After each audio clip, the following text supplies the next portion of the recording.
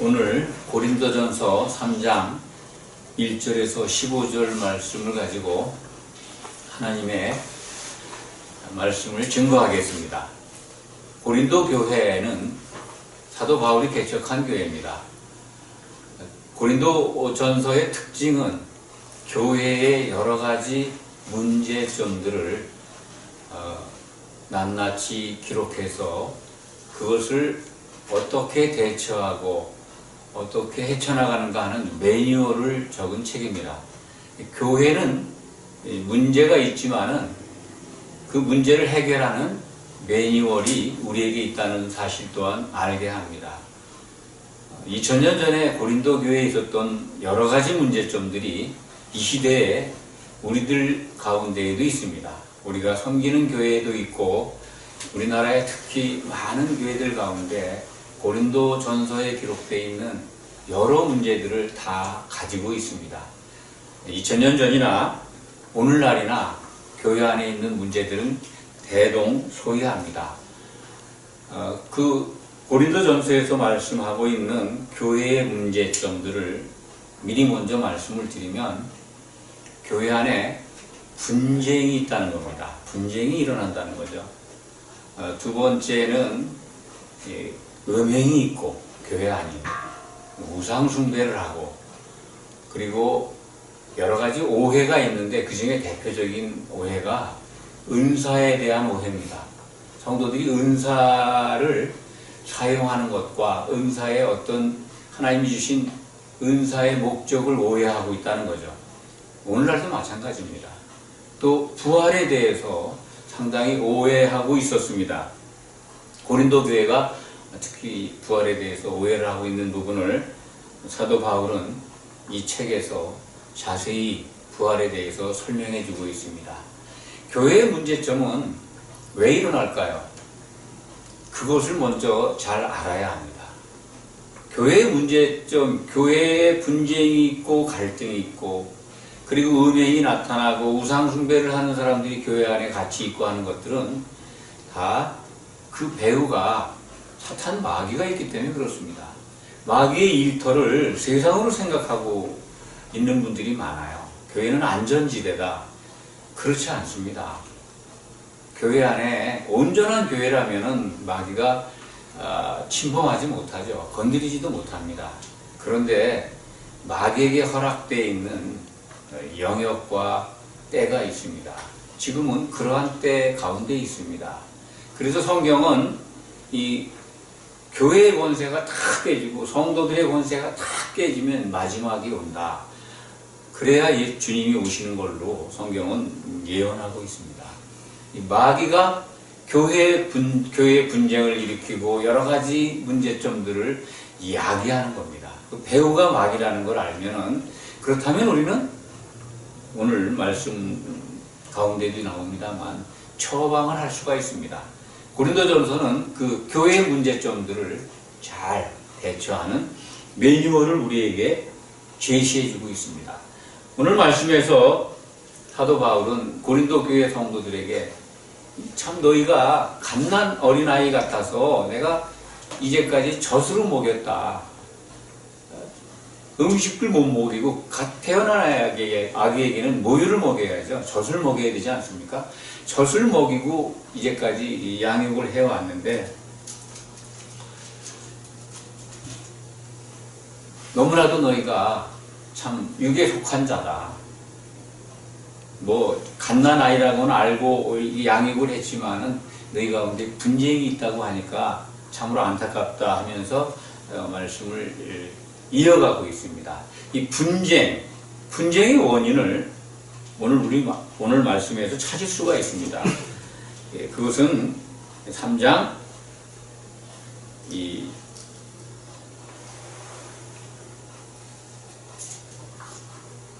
자랑한다고 하는 것 부분이 이제 고린도전서 1장 31절에도 나와 있는데 고린도 교회 성도들이 이 사도 바울과 아볼로를 놓고 서로 자랑했던 것 같아요. 사람을 자랑했다는 거죠. 사람을 자랑했다. 그러니까 분쟁의 원인이 사람 자랑이었습니다. 뭐 우상숭배, 음행 뭐 이런 것들 원인이 다 배우가 사탄이지만은 이 분쟁을 일으키는 것도 결국은 숨어있는 배우는 마귀지만은 그 사람들에게 어떤 사람을 자랑하게 한 거죠. 바울을 자랑하고 게바를 자랑하고 아볼로를 자랑하고, 우리가 고린도전서 1장 31절을 기억하실 겁니다. 자랑하는 자는 주 안에서 자랑하라. 그 자랑이 뭐냐면 하나님께만 하는 할랄이라는, 하나님을 자랑하라, 하나님을 칭송하라, 할렐루야가 그런 의미라고 말씀을 드렸습니다.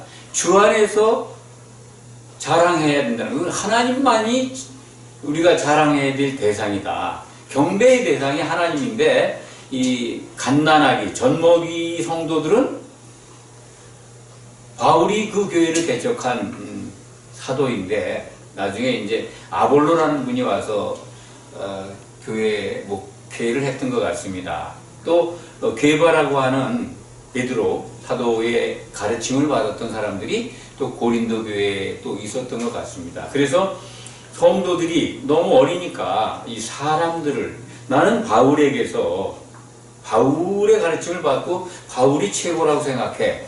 아니야, 나는 지금 목회하고 있는 아볼로, 그분 참 훌륭한 분 같아.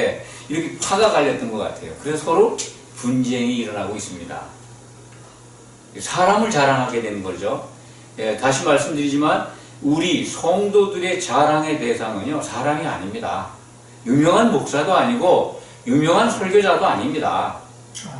하나님 뿐입니다. 이것을 혼돈하고 있으면요, 교회에 분쟁이 생깁니다. 그래서 원로 목사파, 뭐 예를 든다면 뭐 새로 오신 목사파 또는 뭐 누구 장로파 이래가지고 교회가 분절하고 갈등을 일으키고 교회가 쪼개지는 사례가 우리들이 늘 보고 있지 않습니까?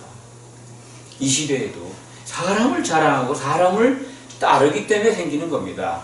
오늘 말씀도 분쟁이 일어났는데 사람을 따르고 사람을 높이고 자랑했다 하는 것입니다.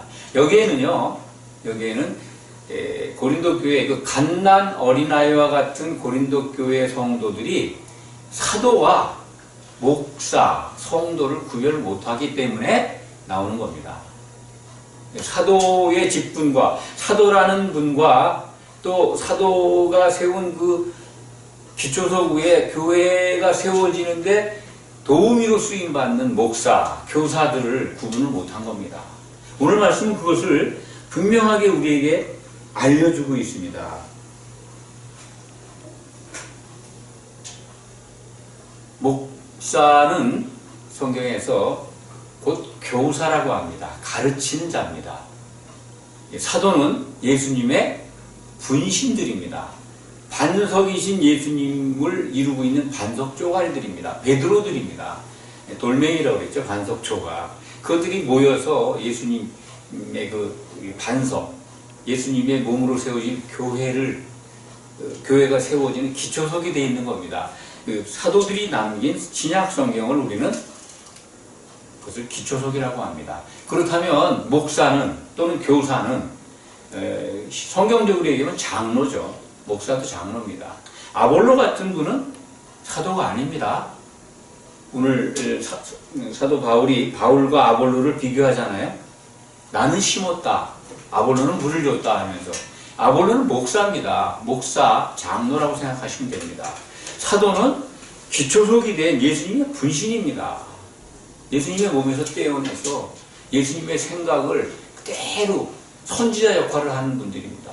물론 선지자로 쓰임받는 목사도 있습니다만 사도와는 구별되는 겁니다. 아볼로와 사도를 같은 선상에서 놓고 이해하니까 분쟁이 생기는 겁니다.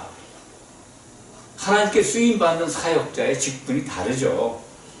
그래서 오늘 말씀을 자세히 보면 교회에 대해서 사도 바울이 두 가지 비유로 섞어서 말씀하고 있습니다. 우리가 같이 읽었습니다만 교회를 기초석 위에 세워지는 예수님의 몸으로 설명하고 있는가 하면 이 반석 위에 털을 닦아뒀다 그러잖아요. 그리스도의 털을 닦아뒀다. 그런데 또 한 가지는 하나님의 밭, 그 성도들이 바로 이 성도가 모여 있는 것이 하나님의 밭인데 그 밭에 뭐가 있습니까? 하나님의 집 교회. 그리고 밭에 뭘 심었다고 그러니까 나무로 비유하고 있습니다. 건축물과 나무로 두 가지로 비유를 하고 있죠, 교회를. 그래서 그 밭에 사도는 심었다는 거예요. 그리고 아볼로는 물을 주고. 그런데 자라게 하시는 분은 하나님이시다. 사역 쓰임받은 사도나 목사나 아무것도 아니로되 오직 자라게 하시는 분이 하나님이 모든 일을 하신다. 그러니까 나무를 심은 이나 물을 주는 자는 한 가지이나 각각 자기가 일한 대로 상을 받을 뿐이다. 이렇게 얘기를 하고 있습니다. 그러니까 교회를 나무와 건축물 두 가지로 비유를 하고 있는데 내용은 같습니다. 교회는 예수님의 몸입니다. 그리스도께서 몸을 이 땅에 성전 건축을 위해서 남겨놓으신 겁니다. 하나님의 아들은 성전 건축자라고 전에 말씀을 드렸습니다. 사무엘하 7장 13절에서 14절에 보면 솔로몬을 지칭하는 말씀입니다만 그 솔로몬이 장차 오실 예수님, 하나님의 아들로 오실 예수님의 그림자로 보여지고 있는 겁니다. 그가 내 집을 건축할 터인데 그는 내 아들이 되고 나는 그의 하나님이 되리라 라고 하신 말씀이 사무엘하 7장 13절에서 14절 말씀에 있습니다. 우리가 이제 이 교회가요, 건축물로 비교하기 위해서 구약 성경을 좀 이해해야 합니다. 구약 성전을 설명을 드리면 이 모세 성막을 여러분들 기억하실 겁니다. 모세 성막을 세울 때 출애굽기에 자세히 그 사양이 나와 있습니다만 이 광야에서 조각목을 베져오면 조각목을 잘라와서 그 조각목 아시는 분은 있겠습니다만 아카시아 나무과라고 합니다. 아주 깊이 사막에 그 아주 척박한 땅에 뿌리를 깊이 내려서 가뭄에도 죽지 않고 살아나는, 그런데 많이 뒤틀리고 목재로 쓸 수 있는 나무는 아닙니다. 그야말로 참 네바논의 백향목 같은 그 목재가 아닙니다. 아카시아 나무, 이게 작은 아카시아 나무라고 생각한다면 그것들이 얼마나 많이 베어지고 깎이고 다듬어지고 합쳐져야 하나의 널판지를 만들 수 있는가 생각하면은 굉장한 수고와 많은 조각목들의 희생이 있어야 합니다. 조각목이 하나의 널판지를 만들어져서 그것이 48개인가 그렇습니다. 그것이 모세 성막의 기둥이 됩니다. 기둥. 그러면 그 널판지 하나를 만들기 위해서 수많은 조각목들이 베어져야 합니다. 베어지고 다듬어지고 이게 합쳐져서 하나의 널판지를 만들려면 얼마나 많은 수고와 얼마나 많은 조각목들이 아픔과 그 깎임이 있겠습니까? 저는 여러분에게 조각목이 베어지는 것을 이렇게 말씀드리고 싶습니다. 그것이 조각목들이 모여서 성전의 기둥이 되는 걸 본다면 그것은 신약시대의 성도의 모습입니다. 광야에서 그냥 이 고난과 세파에 시달리면서 살아있던 그 우리들이 이제 배입니다. 세상에서 구별되는 거죠. 잘리는 겁니다. 조각목이 잘리는 거죠. 그것을 신약적 관점에서 말씀드린다면 거듭나는 겁니다. 나무가 잘라져야지 일단 목재로 쓰일 거 아니에요. 세상에서 분리되는 거 아닙니까? 광야에서. 조각목이 잘린 것이 이제 영이 살아나는, 거듭나야 교회에 들어와서 예수님의 몸, 그 지체로, 교회의 지체로 쓰임받을 수 있는 겁니다. 지체가 되는 겁니다. 건축될 수 있는 겁니다. 지금 교회의 건축에 관한 하는 말씀을 드리기 위해서 구약 모세 성막의 재료를 말씀드리는 겁니다. 그 조각목이 잘렸어요. 이게 이제 성도로 얘기하면 이제 거듭난 겁니다. 영이 살아난 겁니다. 영이 살아나야 하나님과 소통할 수가 있습니다. 그 조각목이 이제 좀 뒤틀린 건 잘려내고 그래야 되겠죠. 베이고 그 다음에 깎이고 다듬어지고 합쳐져서 하나가 돼야죠. 그러면 깎이고 다듬어지는 과정이 필요합니다. 그게 뭘까요? 깎이고 다듬어지는 과정, 저는 예수님이 우리에게 하신 명령, 자기를 부인하고 자기 십자가를 지고 따르라 하는 말씀을 기억하시기 바랍니다. 그게 깎이고 다듬어지고 아픔. 그래서 그 과정을 거쳐서 합쳐지면 널판지가 되는 거 아니겠습니까? 하나, 한 몸을 이루는 것. 그것은 바로 자기 부인을 통해서 성령이 하나 되게 하시는 것. 혼의 구원에 이르는 겁니다. 여러분들에게 그렇게 설명을 드리면 조각목이 널판지가 돼서 그것이 성막의 기둥이 됐다는 부분을 신약 시대의 성도들이 성전 기둥으로 세워진다고 하는 계시록 3장 12절인가요? 나와 있습니다. 이기는 자는 성전의 기둥이 된다. 그것을 이해할 수가 있습니다. 그러니까 영의 거듭남과 자기 부인과 그리고 성령의 하나 되게 하심을 이루어가는, 그래서 교회로 건축되어지는 겁니다. 이해하시겠습니까? 그런데 그대로 그냥 그 조각목 널판지가 성전의 기둥으로 쓰여집니까? 그렇지가 않습니다.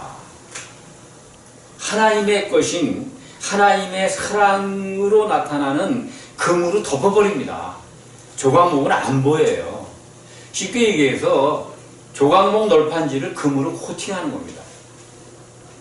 상당한 많은 양의 금이 발라지는 거겠죠. 금으로 쌉니다. 그러니까 조각목은 하나도 안 보이고요. 하나님의 사랑만 보이는 거죠. 근데 그거 가지고 완성되는 성막 그 기둥이 되느냐? 아니에요. 그 널판지 양 끝에 은받침을 만들어요. 널판지 하나에 2개씩 바닥에 받침대를 만들어서 그 위에 세웁니다. 은이 들어가요. 은은 뭐를 상징합니까? 성경에서 은 그러면 그리스도의 속전, 대속하신 예수님의 은혜를 상징합니다. 그러니까 하나님의 사랑과 금, 은, 그리스도의 구속의 은혜가 같이 나타나 있는 겁니다. 그래서 성도가 그래서 기둥으로 세워지는 거죠. 그것이 성경 끝에 가서는 또 선명하게 그것들이 증거됩니다.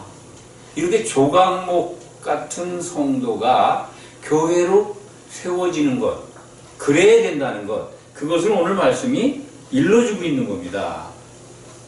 이 성전은 구약 성전, 성전 참 오해가 많습니다만 성전은 하나님을 쉽게 생각하시면 됩니다. 만나는 곳입니다. 하나님이 만나시겠다고 약속을 하고 성막을 세우라고 하신 겁니다. 대제사장만 이제 지성소에 들어가서 1년에 한 차례씩 하나님께 나아갈 수 있었는데 휘장이 있었죠. 휘장이. 성소 안에 휘장으로 이렇게 가려놨죠. 휘장이 있다는 거는요, 안전장치입니다. 하나님을 인간이 바로 보면요, 죽어요. 죽습니다. 제사장이 성소에 들어가서 법계 그 지성소에 들어가면 죽어요. 그래서 지성소에 들어가서 활동할 때 그 안전장치가 휘장으로 가려져 있었던 겁니다. 그 휘장이 뭡니까? 예수님의 몸이라고 그러죠. 예수님의 몸이 십자가에 찢겨질 때, 십자가에서 피 흘리고 죽으실 때, 운명할 때요, 그때 휘장이 찢어졌습니다. 기억하십니까? 마태복음 27장 51절인가요? 그렇습니다. 그게 뭘 의미합니까? 이 지성소와 성소의 구별이 없이 이제 하나님을 만날 수 있는 새로운 성전이 예수님의 몸이 시작되는 걸 알리는 겁니다. 휘장이 찢어졌는데 그 성소에 들어가서 사람이 죽었다는 기록이 없지 않습니까? 하나님의 임재가 더 이상 구약 성전에서 성전에 있지 않았다는 겁니다. 그 솔로몬 성전이 아니고 이제 예수님 당시에는 그 헤롯 성전이라고 그러죠. 휘장이 찢어지면은 누군가가 성소에 들어가면 죽어야 되잖아요. 하나님은 못 봅니다. 우린 죄인이기 때문에 죽습니다. 근데 휘장이 찢어졌는데도 사람이 안 죽어. 그럼 뭡니까? 하나님이 안 계시다는 거죠. 성전 시대가 끝났다는 겁니다. 건물로. 그걸 의미하는 거거든요.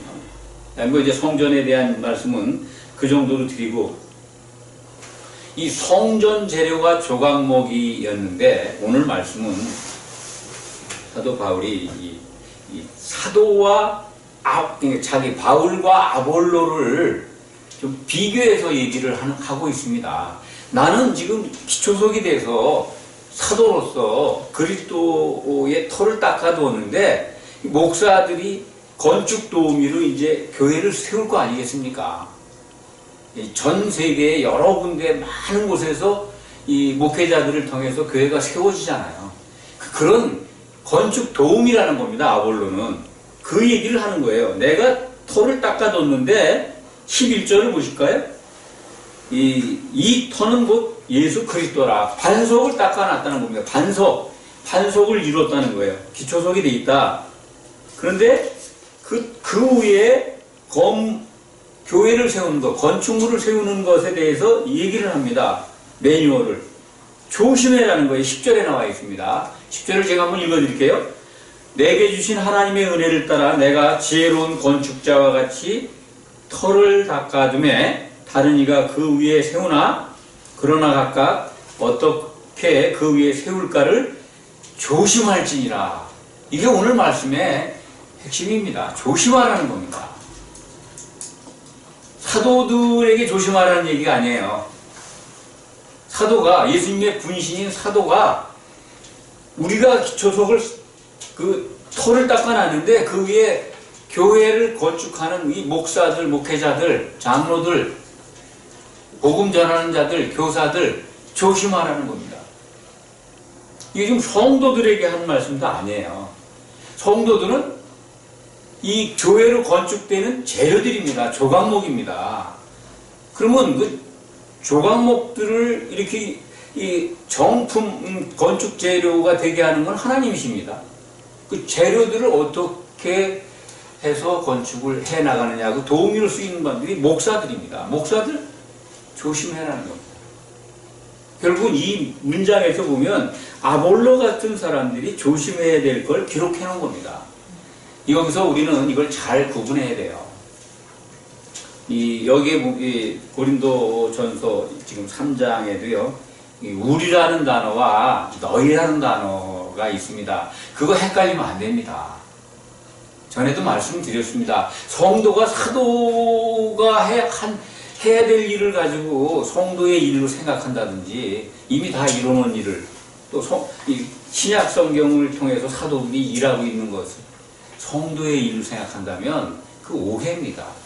여기서 우리 그러면은요, 우리는 사도와 목사들입니다. 쓰임받은 사역자들입니다. 너희는 성도입니다. 교회를 이루고 있는 교회죠. 너희가 교회입니다.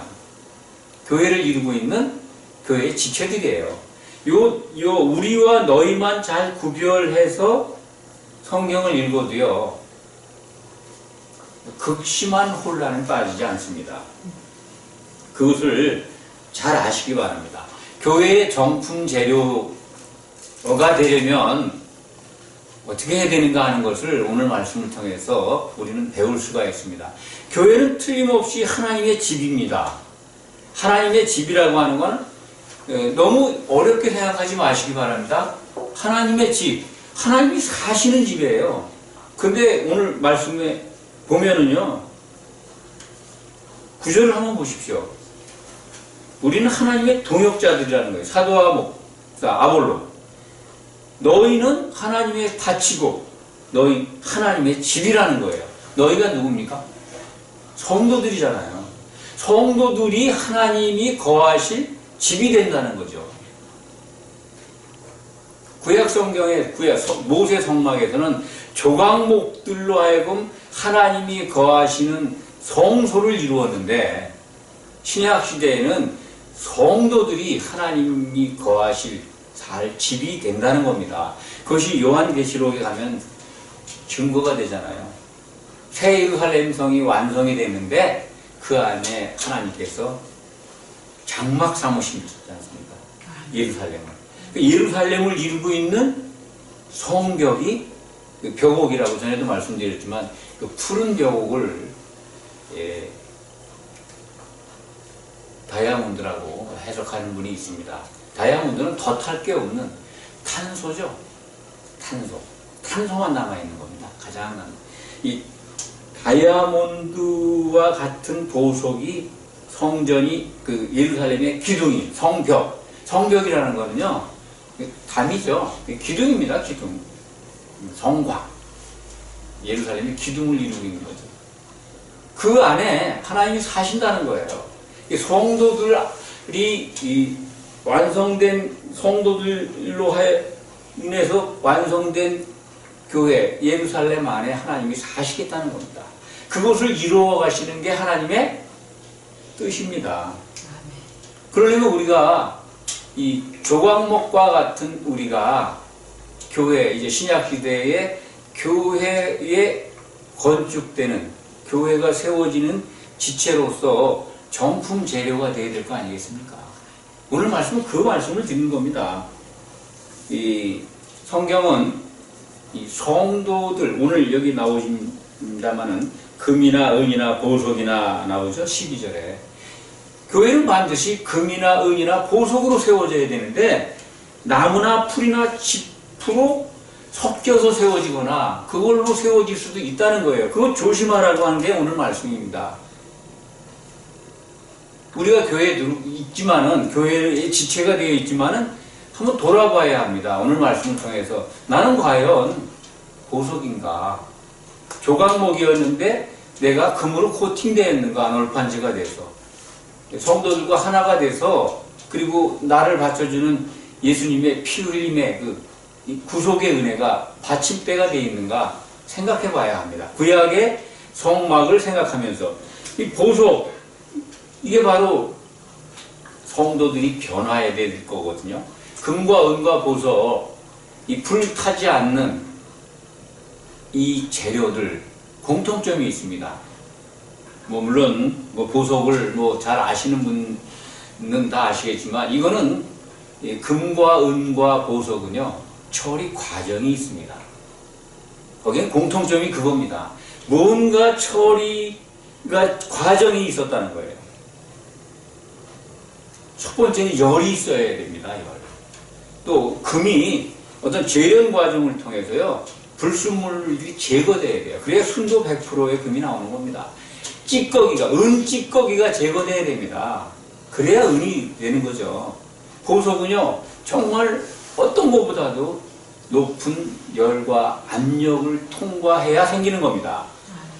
원래 기본적인 어떤 그 성분은 흙 속에 다 있습니다.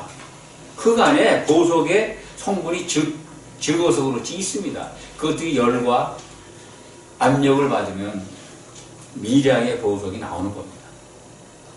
그렇다면 금과 은과 보석은 변화된 모습입니다. 처리 과정을 겪은 겁니다. 반면에 나무나 풀과 짚은 자연 상태 아닙니까? 그대로 있는 거 아닙니까? 그냥 아무 과정이 없어요. 그런 과정도 없이, 예를 들어서 거듭남이나 자기 부인이나 자기 십자가를 지는 거라든지 이런 과정이 없이 교회에 들어와 있다면 성령의 하나 되게 하심의 역사가 없는 상태로 이해하시면 됩니다. 그렇다면 나중에 예수님 오실 때 그리스도의 심판대에서 불탄다는 겁니다. 타기 좋잖아요. 불시험한다고 되어 있죠. 13절에 보면 불로 각 사람의 공적이 어떠한 것을 시험할 것이다. 이제 이 재료가 금과 은과 보석이라고 하는 이 처리 과정을 거친 불에 타지 않는 재료들, 정품 재료라고 저는 말씀을 드렸습니다. 교회의 정품 재료가 돼야 된다, 성도는.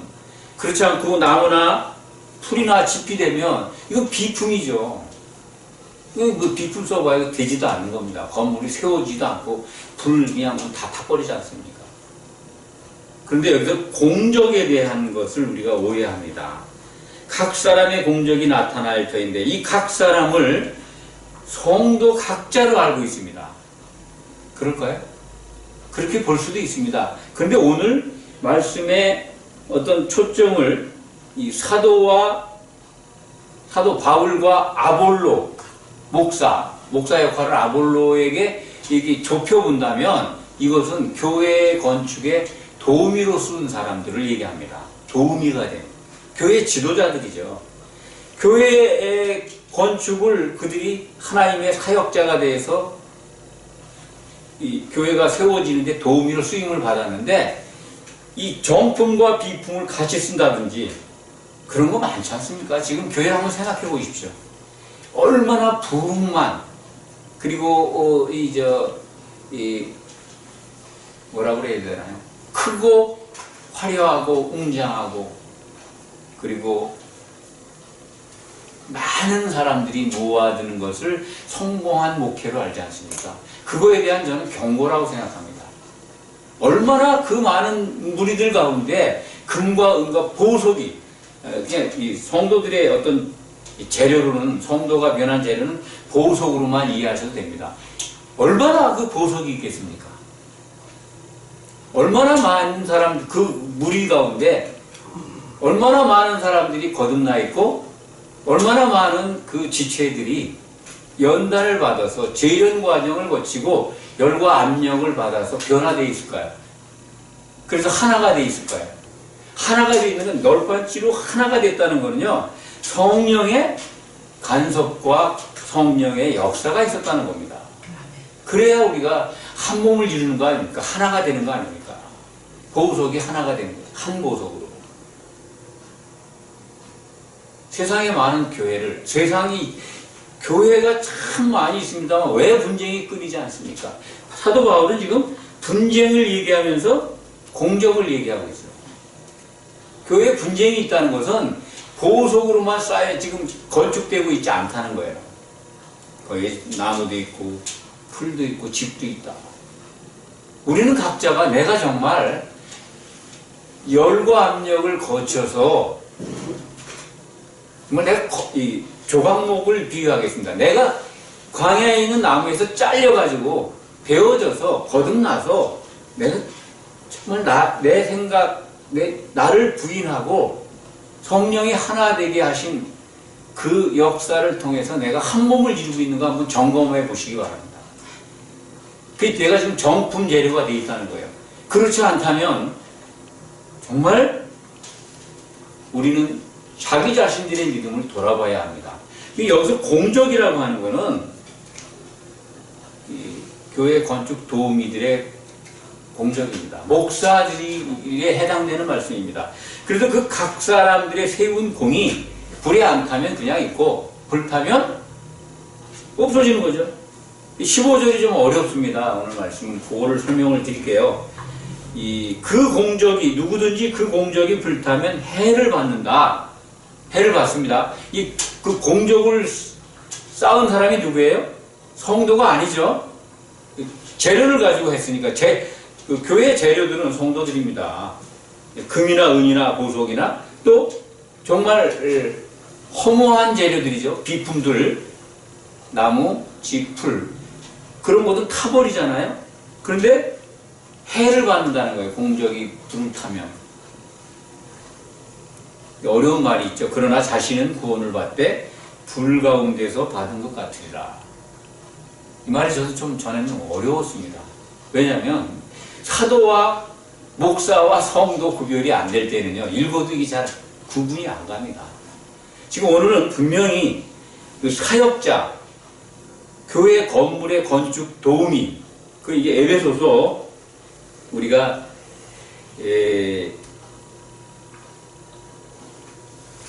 에베소서 4장인가요? 2장 21절입니다. 제가 한번 읽어드릴게요.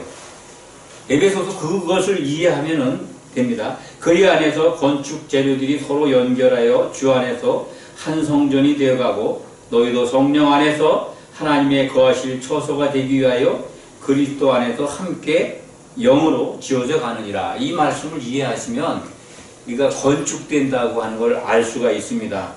재료들이 서로 하나가 돼서. 그런데 하나가 되지 못한 이물질이 끼면은 그 건물이 쓰겠습니까?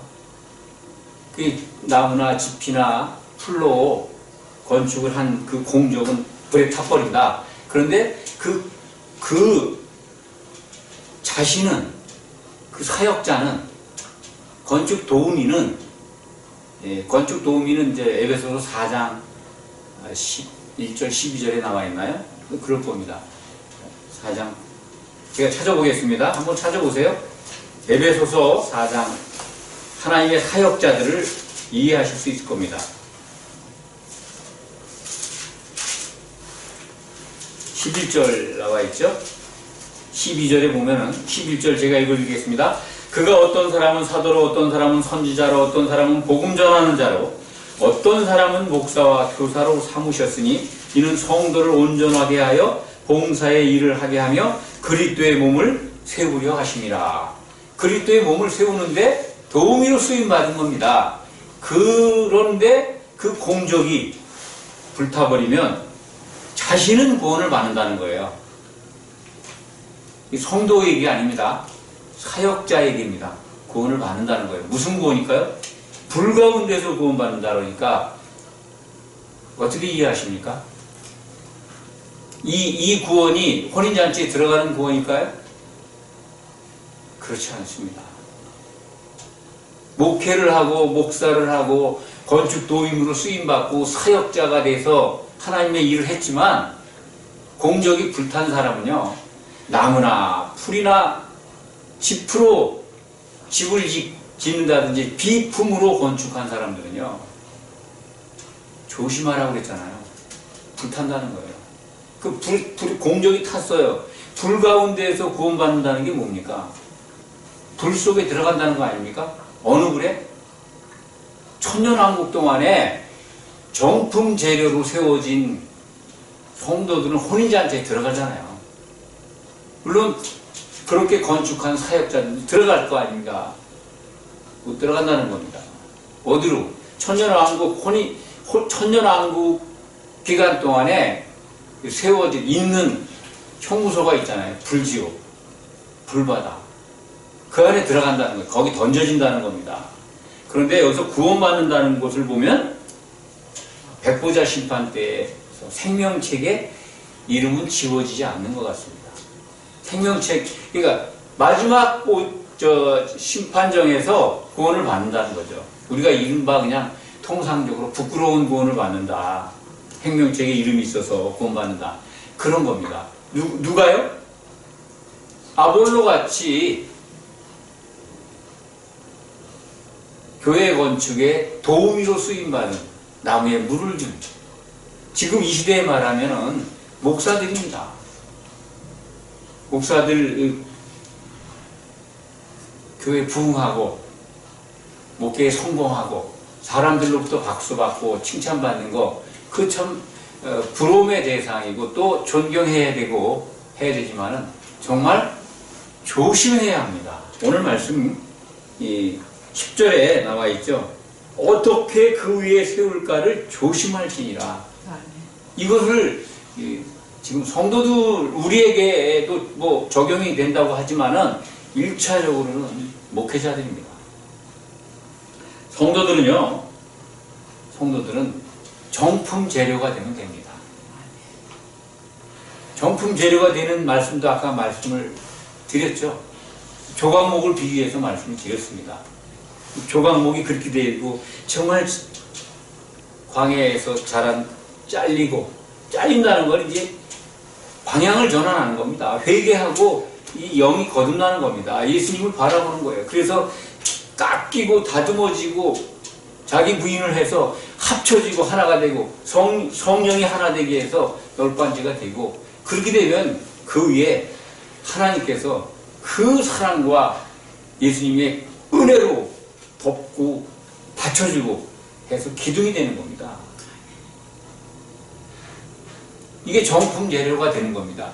오늘 말씀을 적용하면 보석이 되는 과정, 열과 압력을 통해서 우리가 변화되는 겁니다. 자연 상태로 있는 재료 가지고는요, 새 예루살렘이 못 들어갑니다.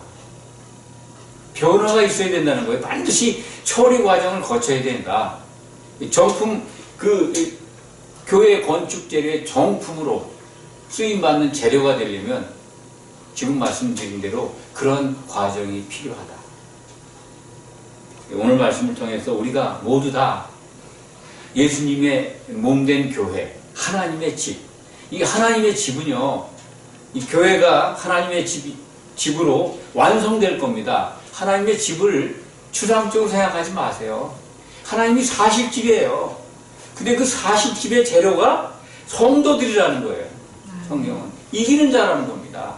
그러면 우리는 그 성도가 되면 됩니다. 성도는 교회의 건축 재료로 쓰임받습니다. 정품으로 바뀌는 것이 성도입니다. 그 이기는 자가 되는 거죠. 우리가 그 하나님의 은혜 가운데, 그 사랑 가운데에서 이룰 수가 있습니다. 다시 말씀드립니다. 우리는 정품 재료가 되어야 됩니다. 그러려면 먼저 거듭나야 됩니다. 그리고 예수의 이름으로, 그리스도의 이름으로 두세 사람이 모인 교회로 우리가 모여야 합니다. 그 안에는 자기 부인하는 과정, 깎이고 다듬어지고, 그래서 그렇게 모인 자들에게 부어주시는 성령으로 하나 되는 겁니다. 금으로 코팅되고 은으로 맞춰져서 우리는 보석이 될 겁니다. 보석이 돼야 새 예루살렘의 건축 재료로 쓰임받은 승리한 성도들이 됩니다.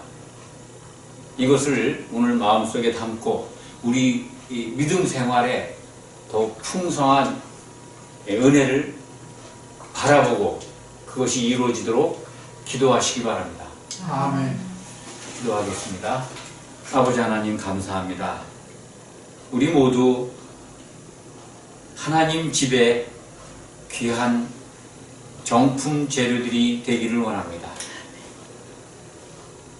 오직 예수 그리스도 안에서 그리스도의 생각으로 같아지는 자기 부인의 과정을 거쳐가며 성령 충만한 은혜가 임하기를 원합니다. 오늘 모인 성도님들, 또 이 말씀을 듣는 모든 성도님들 정품 재료가 되기를 원합니다.